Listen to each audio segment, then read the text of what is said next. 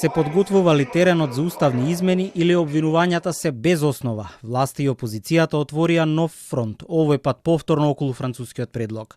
Социјалдемократите обвинуваат дека владата се подготвува да ги исполни обврските од документот, кој ги поврза уставните измени со продолжување на преговорите со Европската унија, а кој претходно ВМРО ДПМН го оспоруваше. Наводите за целосен пресврт во ставовите од СДСМ ги темелат на информации од дипломатски извори. Се подготвува терен за прифаќање на францускиот предлог. Наши информации од Брисел зборуваат дека владата на Мицкоски тоа веќе го договорила. И тоа се јасни сигнали кои што пристигнале и од Брисел, и од Белин, и од Париз.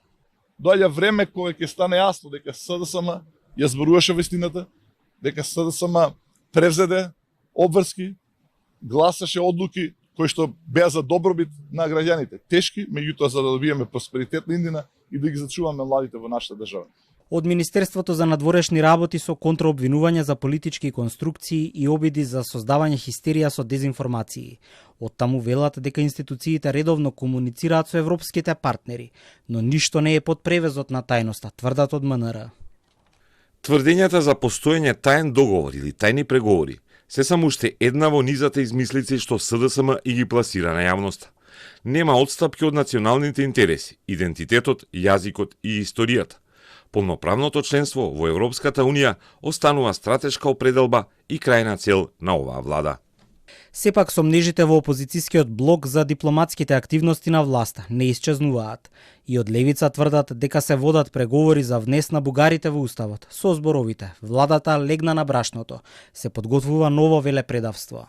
Од партијата го повикуваат министерот Муцунски да обелодени за што станува збор.